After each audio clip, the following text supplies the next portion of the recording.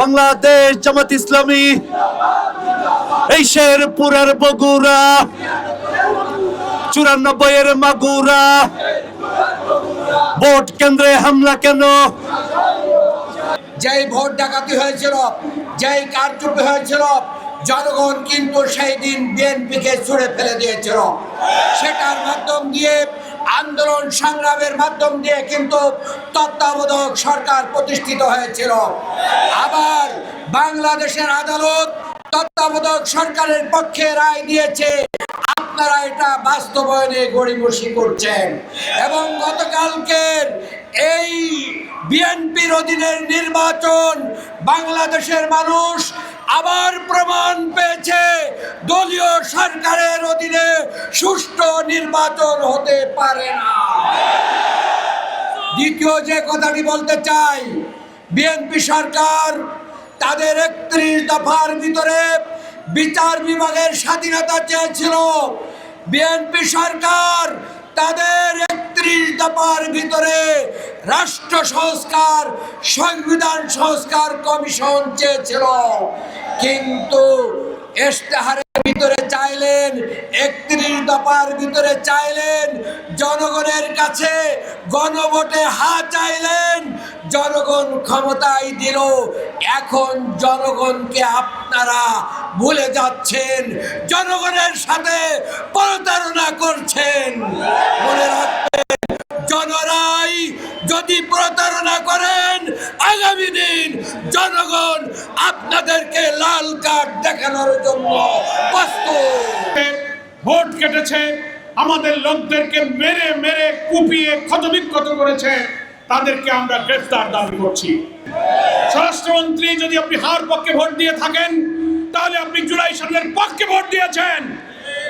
গণভোটের ব্যালটে কোনো note of dissent ছিল না, সমস্ত সংস্কারের বিষয়গুলো গণভোটে ছিল।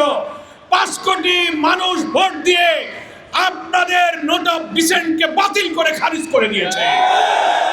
আপনারা পেয়েছেন 50-51 বার ভোট, আর গণভোটে জুলাই সনদের পক্ষে দিয়েছে 70 বার ভোট। যারা বেশি ভোট পায় তারাই বিজয়ী হয়, যারা কম পায় তারাই পরাজিত হয়। 50-এর কাছে 70 বিজয়ী হয়েছে। বিজয়ী যারা হয় তাদের সিদ্ধান্তই চূড়ান্ত হয়।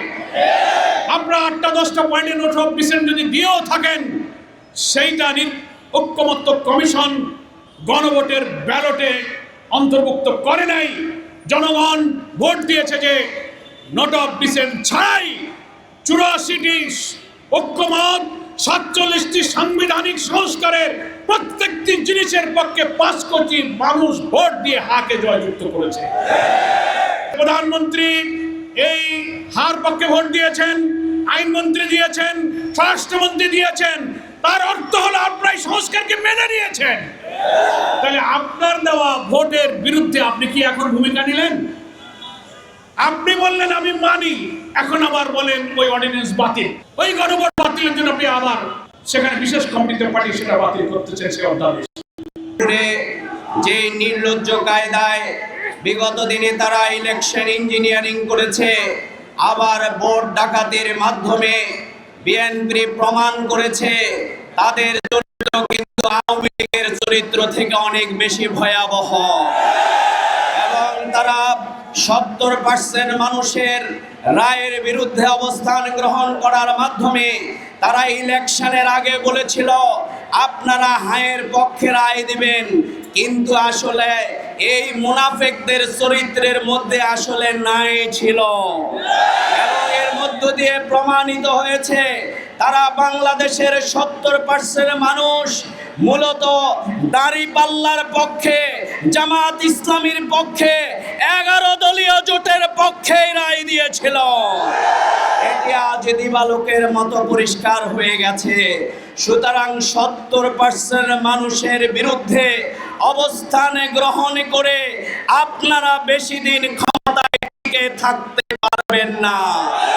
হয়তো ভাবছেন আইন বা আপনারা পরিবর্তন করছেন, আপনারা আজকে শেখ হাসিনা ব্যতীত আপনারা সব কিছুই আগের মতো রেখে দিয়েছেন, কিন্তু শেখ হাসিনা ফ্যাসিস্ট খুনি ভারতকে সাথে নিয়ে জনগণের বিরুদ্ধে গুম খুন আয়নাগর তৈরি করে 15 বছর কাটিয়েছিল। আপনাদেরকে সেই সুযোগ জনগণ বাংলার মাটিতে দেবে না, দেবে না।